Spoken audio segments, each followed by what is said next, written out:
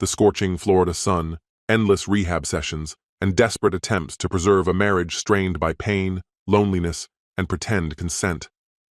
He held on as everything crumbled: his career, his wife's health, their intimacy. He stayed when anyone else would have walked away. But a single innocent lipstick stain marked the beginning of the end. The camera he installed out of quiet suspicion turned their life into evidence. What she hid shattered him. What he found with someone else began to heal him. While she drowned in manipulation, he remembered what it felt like to be desired. But things only grew more complicated after his mother died, and his father's secrets surfaced.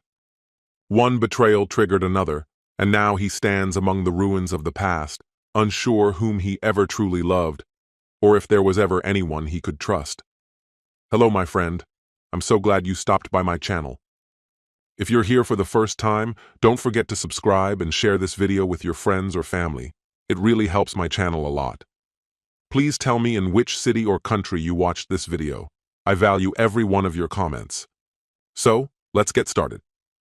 For the past 14 years, my wife, now 36, and I, 39, have built a life together, one that began in Florida. In our early 20s, we made a life-altering choice. We relocated to New York. I was drawn to the city's vibrancy and endless possibilities, and soon we both found employment and began laying the groundwork for our future there. However, as time passed, our lives began to shift in profound ways.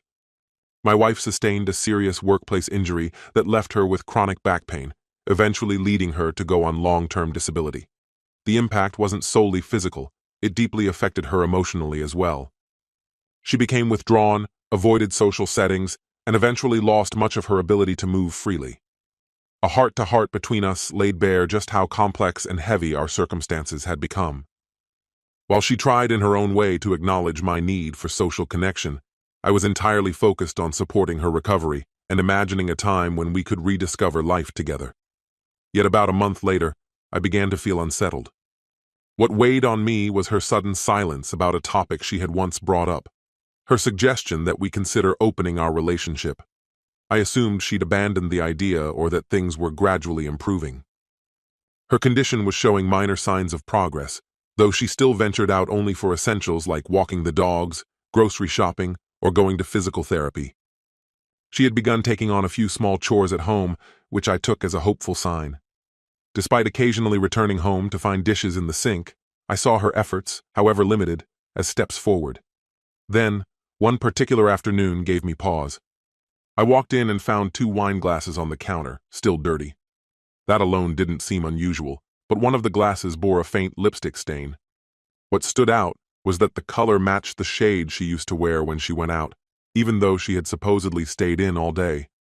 On top of that, she usually didn't drink wine unless we had company, and we hadn't hosted anyone. As time passed, the consequences of her injury became more visible. She gained a significant amount of weight, making everyday tasks even more taxing.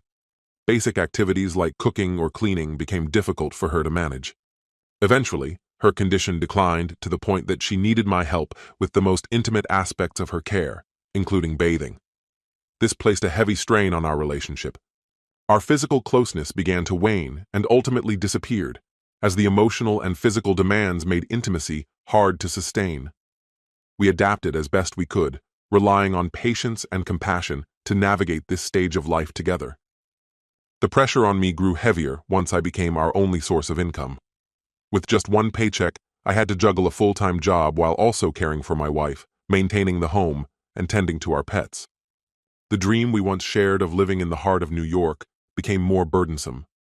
Over time, she expressed how alienated she felt by the city's unrelenting pace. It heightened her anxiety, and she longed for a slower life near her family. At first, I resisted. Living in New York had been a personal dream realized, and leaving it felt like surrendering part of myself. But my commitment to her outweighed that attachment. After deep reflection, I chose to support her desires. Together, we made the decision to return to Florida, in search of peace and family support. This move signaled a major transition. It marked the start of a new phase, one filled with cautious hope for healing, but also a sense of loss for the place that had been so central to our journey. Although we hoped relocating would lighten our burdens, things didn't instantly get better. In fact, my wife's mental health initially took a downturn, and we both struggled to regain stability. Eventually, though, we reached a financial milestone and purchased a home, our dream house.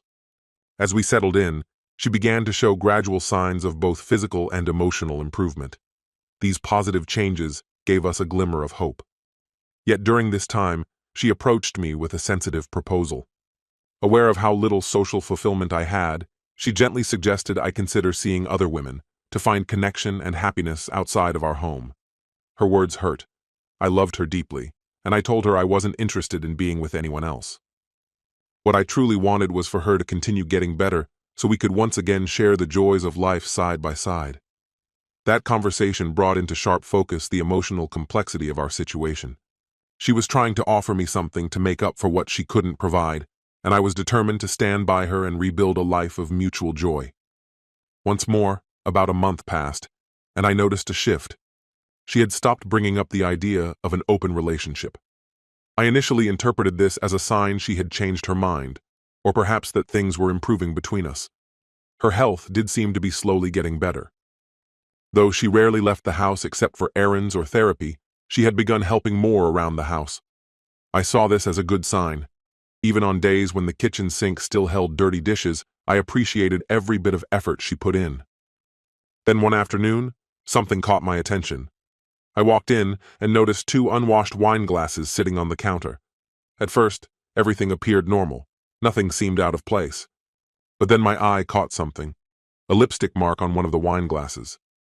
That small detail gave me pause.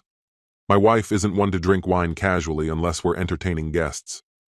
The lipstick itself was a bold shade, one she typically saved for nights out. It clashed with what I thought I knew about her day, that she hadn't left the house. The contradiction was unsettling. It didn't fit the routine I believed she had followed, and that mismatch sent a ripple of doubt through me. Suddenly, the familiar began to feel unfamiliar. I didn't confront her right away. Instead, I let the unease sit quietly in the back of my mind. That evening, while we lay in bed chatting as usual, I casually asked about her day. I was hoping for something in her answers to soothe the quiet alarm in my head. I avoided mentioning the lipstick, but I did ask if she'd stepped out at all. She said she hadn't. Her response didn't land right with me, so I nudged a little further, just a simple question about whether she'd had a glass of wine. Her reaction caught me off guard. She hesitated, looked briefly shaken, and then replied with a sharp, "Why are you asking that?" The tone wasn't quite defensive, but it wasn't neutral either. That small moment made something click. Something wasn't right. Around the same time, I noticed her phone seemed more active than usual. Normally, I wouldn't have thought much of it. But under these new circumstances, the buzzes and notifications took on a different meaning. A quiet suspicion began to grow. Was she involved with someone else? I didn't want to believe it, but the thought began to settle into my bones. I considered looking through her phone, but she rarely let it out of her sight. Instead, I took another route. I ordered a discreet camera and installed it in the living room a few days later. The choice itself revealed how much my trust had eroded. I needed the truth, even if it meant seeing something I didn't want to see. Just 2 days after the camera went up, the truth revealed itself in full. The footage left no room for doubt. A man had been coming to the house while I was gone, and their interactions were far from platonic. When I confronted her with the video, she broke down instantly. She pleaded with me to stay, admitted to meeting him while walking the dogs, and insisted it was only physical. Her confession shattered me. I felt hollowed out. Still, I didn't walk away, not immediately. Despite the pain, a part of me still loved her, and I wasn't yet ready to let everything fall apart. In the midst of all this, I remembered something. Months earlier, she'd mentioned wanting to explore the idea of an open relationship. She'd even encouraged me to meet other people, a suggestion I hadn't taken seriously at the time. But now, that memory returned with new relevance. I decided to take her up on the idea. I joined a dating app and, to my surprise, found interest quickly. My first date with someone new was electric. We connected instantly. That spark, that fresh, exhilarating feeling, was something I hadn't felt in years. It reminded me that something inside me had been dormant for far too long. While my wife's relationship began to fizzle, he eventually stopped returning her messages, I found myself genuinely connecting with new people. The emotional gap between us widened. I started to see her not as the woman I'd stood by through every hardship, but as someone I barely recognized. I had been her constant through illness, through despair, and now somehow it felt like I was the one being left behind. As I grew closer to the new woman in my life, I began staying out later, texting more frequently, and investing myself in something that felt alive. Eventually, my wife noticed. She began showing signs of the same unease I had once felt. She asked questions, expressed discomfort with how close I was getting to this new person. The irony wasn't lost on me. After all that had happened, she was the one asking for boundaries. It caught me completely off guard. Her timing felt like a slap in the face. After everything I had endured, after all the pieces I had picked up, now she wanted to set rules.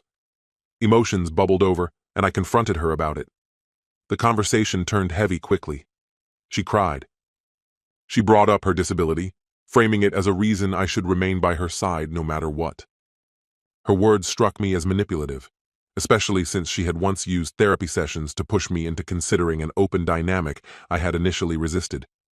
But her pleas didn't stop me from continuing to see the woman I'd met.